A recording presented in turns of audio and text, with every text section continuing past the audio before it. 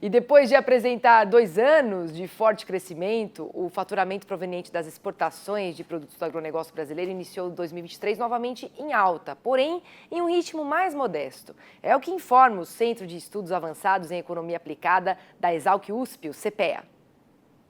De janeiro a abril de 2023, o faturamento das exportações agrícolas em dólares somou 51 bilhões, 4,3% acima do registrado no mesmo período do ano anterior.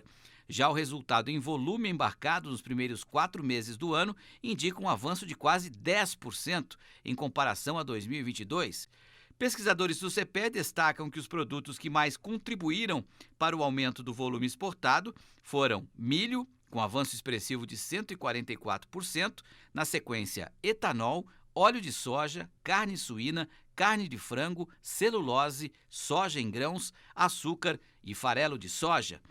Em relação ao avanço mais limitado da receita, também no primeiro quadrimestre deste ano, em relação a igual período de 2022, pesquisadores do CPE destacam que o resultado está atrelado à queda dos preços em dólar de 5%. No primeiro quadrimestre deste ano, a moeda brasileira se manteve mais valorizada frente ao dólar nos meses de março e abril, em comparação ao mesmo período de 2022. E este cenário, aliado à inflação brasileira, que desacelerou nos últimos meses, fizeram com que o índice de câmbio real, taxa que desconta a inflação brasileira, se mantivesse praticamente estável. Assim, o preço médio em reais recebido pelos exportadores do agronegócio caiu 4,3% na média do quadrimestre. E para comentar esses dados, eu vou conversar agora com a pesquisadora de macroeconomia do Centro de Estudos Avançados em Economia Aplicada, Andréa Adami. Tudo bem, Andréa? Bem-vinda aqui ao Mercado e Companhia.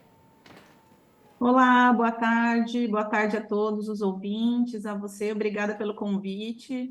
A gente é que agradece aqui a sua disponibilidade. Esse aumento de 10%, né, no volume das exportações e de apenas 4,3% na receita. Isso mostra um certo acomodamento, né? Explica melhor para a gente aqui, para a nossa audiência. Tem muito a ver com a questão da super safra, né? Você vê que foi puxado primordialmente aí pelo milho, que vai ter um bom crescimento, e os produtos a soja também cresceu, né? A soja, nesse último ciclo produtivo 22-23, aí a produção ficar mais de 20% acima do que no ciclo anterior, né? E isso acabou ajudando a manter o crescimento da receita num terreno positivo, né? Visto que o complexo da soja representou 45% de todos esses 51 bilhões, né? Então, foi um desempenho extremamente relevante. Isso porque a gente teve o embargo da carne bovina, que acabou pesando um pouco, reduziu a participação das carnes, que é o segundo setor que mais exporta, mas aí o setor de grãos segurando esse desempenho no quadrimestre. Além disso, a gente teve pouca variação cambial, né? Ainda o dólar ali nominal mantendo em torno de 5, um pouquinho mais de 5, ainda refletiu no faturamento em real um peso positivo até, né? Agregou um pouquinho mais. O que a gente espera agora com o dólar abaixo de 4 para os próximos meses, a gente deve já ter um efeito não tão bom, né? Ou seja, negativo aí do câmbio do real mais valorizado para o exportador não é bom, né? Porque ele vai receber menos reais na troca do dólar que ele ganha quando ele vende seus produtos para o exterior, né? Falou um pouquinho, né, que a perspectiva para o próximo quadrimestre não é tão positiva assim, né, com a sua análise. Mas o que mais você enxerga e você está projetando? Eu acho que, em geral, a safra brasileira foi excepcional, isso não vai faltar produto. Então, do ponto de vista da produção agrícola, dos produtores, eles fizeram um excelente trabalho. E aí, quando o Brasil é um grande produtor, né, e exportador mundial, então, quando a gente produz 20% mais, se aumenta em 20%, isso acaba tendo efeito sobre os preços no mercado internacional, porque a gente vê que já vinha em queda desde meados do ano passado. No primeiro quadrimestre ainda houve um certo suporte, né, do preço, principalmente da soja, mas no mês de abril a gente já vê uma queda maior. Então, eu acho que vai manter esse cenário de a gente tem produto para exportar, então o volume deve ser um fator que vai aumentar, mas a gente não vai ter o câmbio esse ano, como nos últimos 2 anos, né?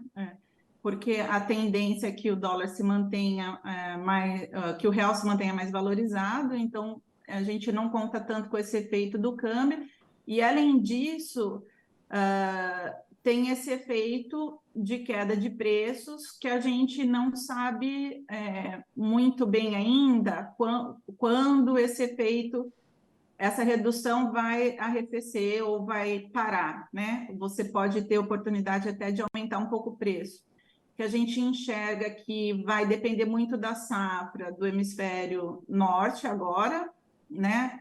Segundo semestre, principalmente a safra americana. E aí você tem um olhar para o clima agora e os seus efeitos sobre a safra americana.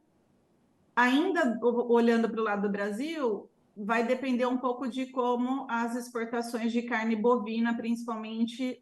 Então, ali a gente tem 2 problemas, né? A questão da carne bovina, como que vai ser essa recuperação e se ela supera o ano passado, continua em crescimento, e a carne de frango, que tem maior peso dentro das carnes, como que os produtores vão conseguir manter a situação sanitária dentro das granjas, dado que a gente já tem casos de gripe aviária em ave silvestre.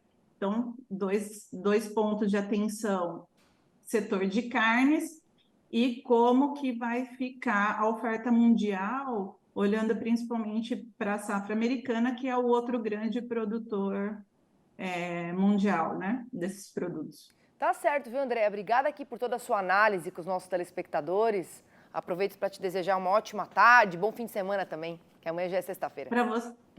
Para vocês também, muito obrigada. Estamos sempre à disposição. Um bom dia a todos. Até a próxima. Até!